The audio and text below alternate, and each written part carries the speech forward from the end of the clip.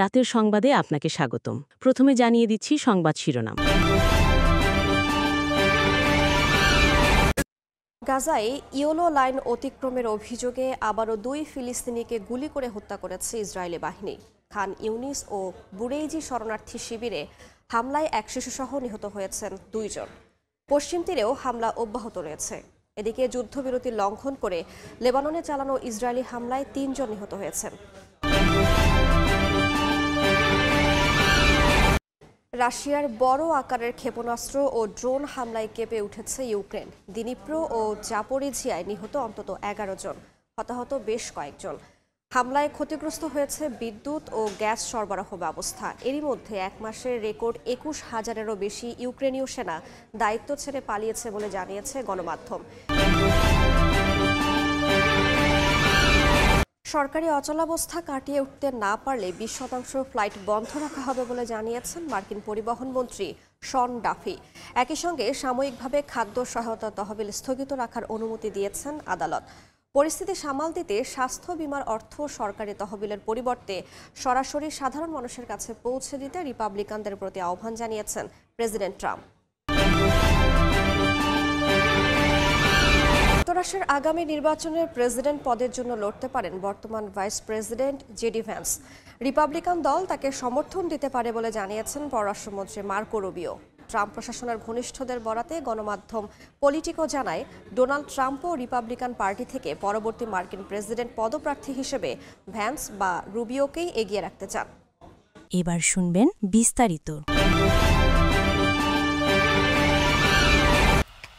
Democrat ও রিপাবলিকানদের মতবিরোধে 39 দিন ধরে বন্ধ সরকারি কার্যক্রম মারাত্মক প্রভাব পড়তে শুরু করেছে মার্কিন অর্থনীতিতে। খরচ বাঁচাতে কর্মী ছাঁটাই, বেতন আটকে দেয়া, সরকারি তহবিল স্থগিতের মতো বড় বড় সিদ্ধান্ত নেওয়া হচ্ছে। এমনকি কমিয়ে আনা হচ্ছে ফ্লাইটের সংখ্যাও।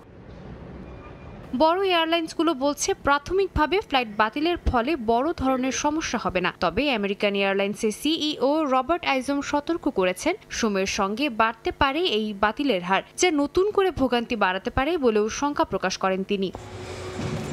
এদিকে শাটডাউনের ফলে মুখ থুবড়ে পড়েছে মার্কিন সামাজিক সহায়তা ব্যবস্থাগুলো। এর মধ্যেই খাদ্য সহায়তা ব্যবস্থা বা স্ন্যাপের কার্যক্রম সাময়িকভাবে বন্ধ রাখার অনুমতি দিয়েছেন আদালত। সিনেটে তর্ক বিতর্ক এড়িয়ে স্বাস্থ্য বীমা সংক্রান্ত ফেডারেল অর্থ সরাসরি নাগরিকদের কাছে পাঠানোর প্রস্তাব দিয়েছেন ট্রাম্প। সামাজিক যোগাযোগ মাধ্যমে এক পোস্টে তিনি রিপাবলিকানদের এই আহ্বান জানান। একই সঙ্গে প্রেসিডেন্ট ট্রাম্প আবারও সিনেটে ফিলিবাস্টার নীতি বাতিলের মাধ্যমে এই অচলাবস্থার অবসান ঘটানোর আহ্বান জানান।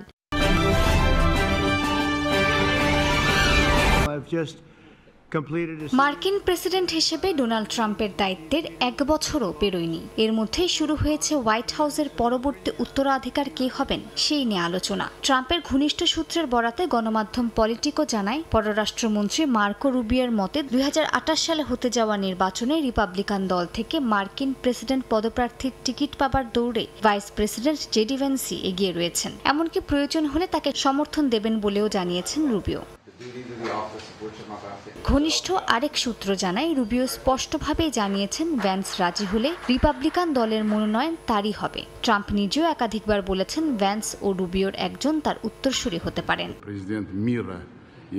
এক জরিপে দেখা গেছে, ট্রাম্পকে ভোট দেয়া রিপাবলিকানদের মধ্যে 35% ভ্যান্সকে 2028 সালে প্রেসিডেন্ট পদপ্রার্থী হিসেবে দেখতে চান। সেই তুলনায় রুবিওর জনপ্রিয়তা মাত্র 2%। বিশ্লেষকদের মতে এই সমর্থন ইঙ্গিত দেয় যে মেক আমেরিকা গ্রেট এগেইনের ধারাবাহিকতা বজায় রাখতে ট্রাম্প সমর্থকেরা ভ্যান্সের দিকেই তাকিয়ে আছেন।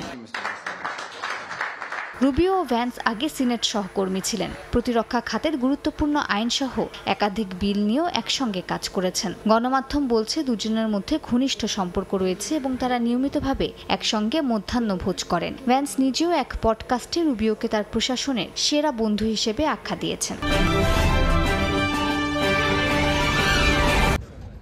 যুদ্ধবিরতি স্বাক্ষরের পরও নানা অজুহাতে ফিলিস্তিনিদের ওপর হামলা চালিয়ে যাচ্ছে ইসরায়েলি সেনারা। গাজার উত্তর সীমান্তে ইয়েলো লাইন অতিক্রম করার অভিযোগ তুলে হত্যা করেছে আরও কয়েকজনকে। স্থানীয়দের দাবি, যুদ্ধবিরতির পর নির্ধারিত এই ইয়েলো লাইন আসলে অদৃশ্য এক সীমা, যা কোথায় রয়েছে কেউ জানে না। এতে ইসরায়েলি বাহিনীর গুলিতে প্রতিদিনই প্রাণ হারাচ্ছেন সাধারণ মানুষ। হামলা চলছে অন্যান্য এলাকাতেও। নেতানিয়াহু বাহিনীর পুঁতে রাখা বোমা বিস্ফোরিত হয়ে প্রাণ গেছে শিশুরও। স্থানীয় কর্তৃপক্ষের হিসাব অনুযায়ী ইসরায়েল প্রায় 2 লাখ লাখ টন বোমা ফেলেছে গাজায়, যার মধ্যে 70,000 টন এখনও নিষ্ক্রিয় অবস্থায় রয়েছে। পশ্চিম তীরেও বাড়ছে সহিংসতা। জেনিনের দক্ষিণ পূর্বাঞ্চলের রাবা গ্রামে ফিলিস্তিনিদের বাড়ি ঘরে হামলা চালায় ইসরায়েলি বসতি স্থাপনকারীরা। তাদের সহায়তা করছে নেতানিয়াহু সেনারা। জাতিসংঘের তথ্য বলছে, সেপ্টেম্বর থেকে পশ্চিম তীরের 70টি গ্রামে 126টি সহিংস হামলা হয়েছে। পুড়ে গেছে 4,000-এরও বেশি জলপাই গাছ। এদিকে গাজার শেখ রাদওয়ান এলাকায় দেখা দিয়েছে ভয়াবহ পানির সংকট। বৃষ্টির পানি ধরে রাখার পুকুরে জমে আছে ময়লা আবর্জনা। ইসরায়েলি হামলায় পাম্প স্টেশন ও নিষ্কাশন ব্যবস্থা ধ্বংস হয়ে যাওয়ায় ওই পানি ছড়িয়ে পড়েছে আশপাশের বসতি ও আশ্রয় শিবিরে। স্থানীয় প্রশাসন জানিয়েছে, পানির স্তর 6 মিটার পর্যন্ত বেড়ে গেছে, যা দুর্গন্ধ, মশা ও সংক্রমণের ঝুঁকি তৈরি করছে। জাতিসংঘের প্রতিবেদনে বলা হয়, গাজার ভূগর্ভস্থ পানির বেশিরভাগ অংশই এখন মারাত্মকভাবে দূষিত। এদিকে লেবাননের দক্ষিণাঞ্চলের কয়েকটি শহরে ইসরায়েলি হামলায় বেশ কয়েকজন নিহত হয়েছেন, আহত হয়েছেন আরও অনেকে। যদিও 1 বছরেরও বেশি সময় আগেই কার্যকর হওয়া যুদ্ধবিরতির পরও ইসরায়েল নিয়মিতভাবে লেবাননে হামলা চালিয়ে যাচ্ছে। এ অবস্থায় ইসরায়েলকে যুদ্ধবিরতি চুক্তি মেনে চলার আহ্বান জানিয়েছে ইউরোপীয় ইউনিয়ন।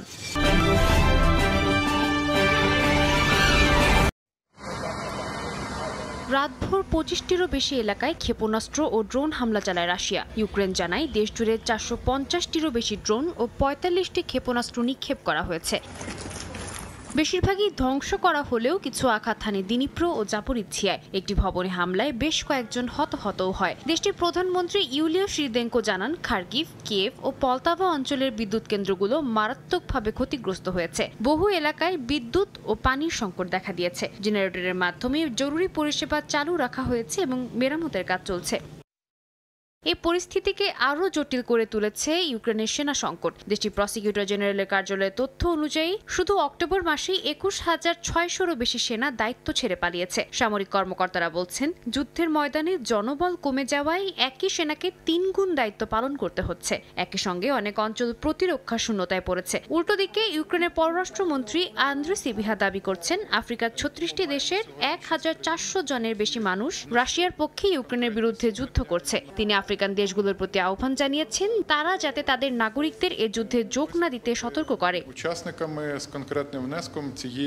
এদিকে জার্মানির দাবি, ন্যাটোর হয়ে রাশিয়া সীমান্তের কাছে মোতায়েনের জন্য 8 লাখ সেনা প্রস্তুত রয়েছে। সেনা কর্মকর্তা আলেকজান্ডার সলফ্রিঙ্ক বলেন, রাশিয়া যে কোনো সময় হামলা চালাতে পারে এমন আশঙ্কা থেকে এই পদক্ষেপ। তবে মস্কো এই অভিযোগ নিরর্থক ভয় দেখানো বলে উড়িয়ে দিয়েছে।